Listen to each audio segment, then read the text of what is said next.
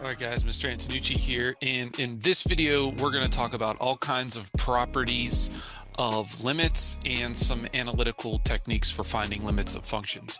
So let's start off by looking at some algebraic properties. There's going to be many theorems presented in this chapter and in this section. You don't have to prove them, but you should be able to use them, and they form the basis of how we evaluate limits.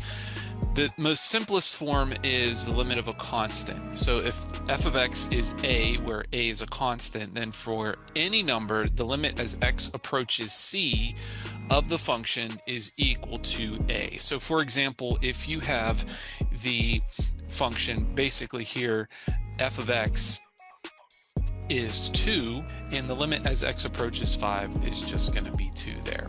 In fact, no matter what x approaches, the limit is going to be 2 because the function is a constant. It's always equal to 2.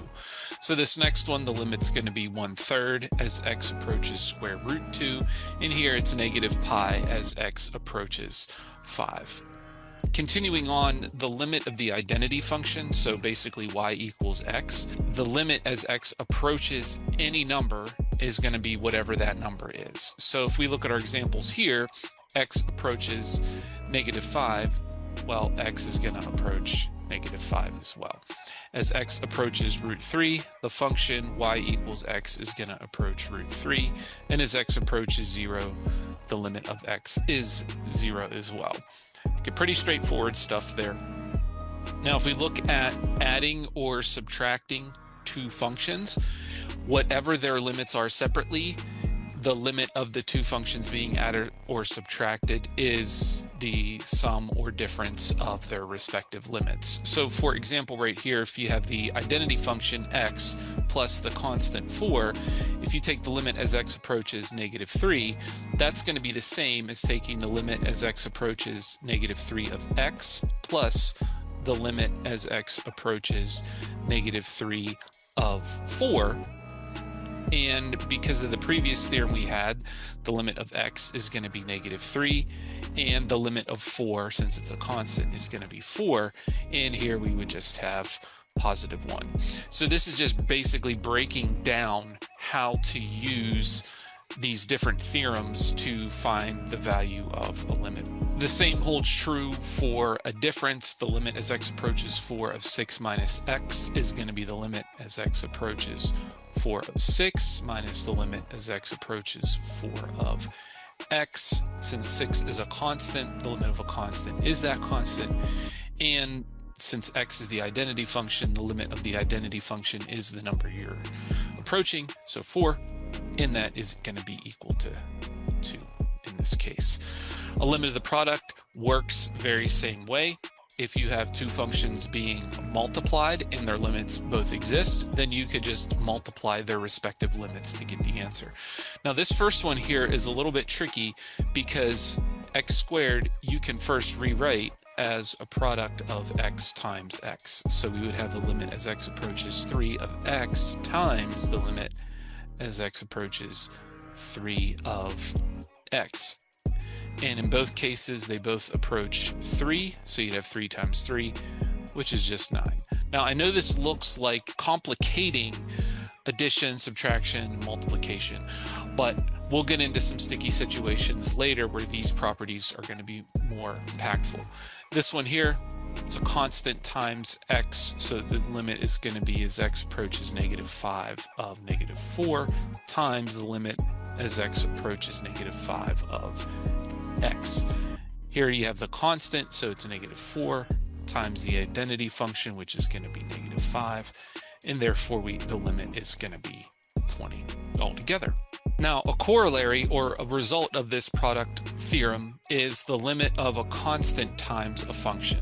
So if g is a function where the limit exists and k is any real number, then if you have a number, that number times the function, then the limit of that is just going to be the number times the limit of the function. This is just basically saying you could factor out a constant. So with this one, the limit as x approaches 1 of 2x plus 4, you could break apart the 2x and the x plus 4 and think of it as the limit as x approaches 1 of 2x times the limit as x approaches 1 of x plus 4. I can apply the constant times a function rule here and just kind of factor out the 2 like this. So you get limit as x approaches 1 of x.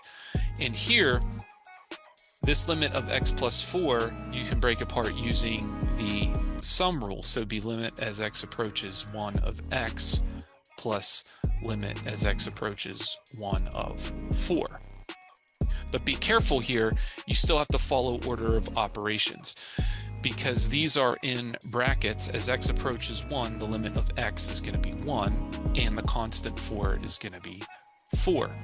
Here you have 2 times the limit as x approaches 1 is 1. So this simplifies down to 2 times 5, which is just 10. Now the same kind of process would follow with one-sided limits. Here we have the limit as x approaches 2 just from the right. We could factor out the 4 and do 4 times the limit as x approaches 2 from the right of x times the limit as x approaches 2 from the right of 2 minus the limit as x approaches 2 from the right of x. Now notice I broke it all the way apart in one step. So this is going to be 4 times 2 times, now the limit as x approaches 2 from the right of 2 is just 2, minus the limit as x approaches 2 from the right of x is just 2. Now those subtract to give us 0 here. So 4 times 2 times 0 is just going to be 0. We can also use one-sided limits to find the limit of piecewise defined functions at numbers where the defining equation changes. So for example, here we want to investigate the limit as x approaches 2. How we would do that is take the limit as x approaches 2 from the right of f of x, which is going to be the bottom piece here. And then we would also investigate the limit as x approaches 2 from the left. And this is one application of one-sided limits because in this situation, the value you are approaching 2 is the point where the defining equation changes. If I approach 2 from the left, that's going to be the top piece. And so that's going to be the limit as x approaches 2 from the left of 3x plus 1. Breaking down all the properties, that's going to be 7. For this one, the limit as x approaches 2 from the right, we're going to use the bottom piece, 2x times x minus 1. And the limit there is going to be 4 if you break it down using all the properties. So we know that the overall limit does not exist because the left and right limits do not approach the same value. Another result of the product property is the limit of a power. So if the limit of a function exists, then the limit of that function to a power right here is equal to the limit of that function, whatever that answer is, raised to that power. So basic example here, as x approaches to the limit of x to the 5th, that's going to be the limit as x approaches 2 of x, that limit raised to the 5th power. Now, as x approaches 2, x is going to be 2, so it's 2 to the 5th, which gives us 32.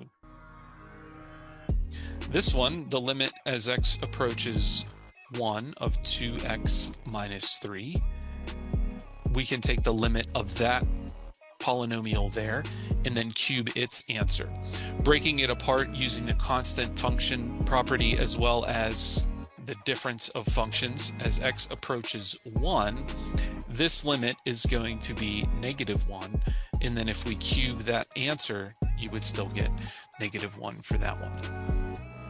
And finally, if we have the limit as x approaches c of x to the n, then we could rewrite this as the limit as x approaches c of x raised to the n power. Now it looks almost the same, but remember, you're thinking of getting the answer to the limit first and then raising it to the power. Well, since you have x approaching c, the limit is going to be c, you raise that to the nth power, and you would just get c to the n power. So another corollary that results from this last example is that if you have x to a power, then the limit as x approaches c is c to that power. Another theorem is the limit of a root, and it works the same way. If you have the limit of the nth root of a function, you can get the limit of the function first and then take the nth root, provided that that function's root exists. So for example, here, all we're saying is that you could take the limit as x approaches 4 of x squared plus 11 first, and then cube root that whole answer. So this is going to be the cube root. Now, if I used 4 and I broke it apart, this would end up being 27. The limit as x approaches 4 of x squared plus 11. Cube root of 27 is just 3.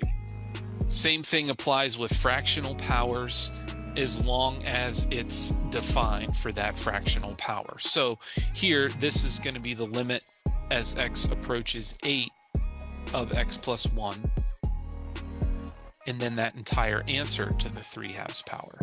So as x approaches 8, if we break it apart, it'd be the limit of x as x approaches 8 plus the limit of 1 as x approaches 8, which would give us 9, and then 9 to the 3/2 power. How you do that is the numerator stands for the power and the denominator is the root. And so if you have 3/2, the 2 would be the square root, so square root of 9 is 3, and then the numerator of the fractional exponent is cubing that, so 3 cubed is 27. Now, one final thing we want to talk about is limits of polynomial functions. Oftentimes, we can find limits by what's called direct substitution. This is where you directly substitute the limiting value into the function and evaluate it. Now, since a polynomial is a sum of monomials, and each monomial can be thought of as a constant multiplied by x to some power, then that means that all these limit properties can always be combined in order to get the limit of a polynomial. And it turns out that if you're taking the limit as x approaches c of a polynomial, it is always going to work out to be the value of that polynomial evaluated at the limiting value for x. So what we mean by that is, for example, the limit as x approaches 3 of 4x squared minus x plus 2. We could break that all apart using all these different limit properties, but what would end up happening is you would get the same answer as if you plugged 3 in to the polynomial. So we have 4 times 3 squared minus 3 plus 2, which is going to simplify to 35. Another example here, limit as x approaches -1. Again, we could use all the properties of limits to break this all the way down to its finest point.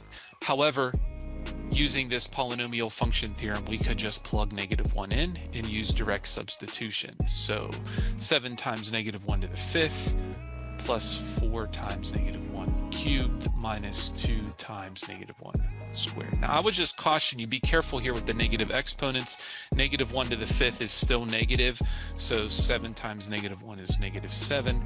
Then this is going to be -4, and then this is still going to be -2, because whenever you have a negative raised to an even power, it becomes positive, so +1 times a -2. And then this is going to be -13.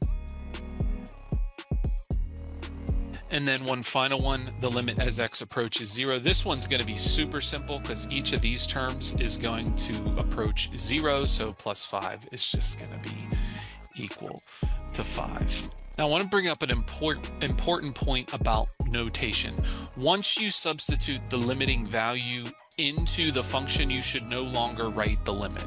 So if you had the limit as x approaches 2 of x squared plus 5x, you would not write, don't do this, you would not write the limit as x approaches 2 of 2 squared plus 5 times 2.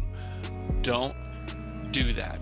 What you should do is write just 2 squared plus 5 times 2.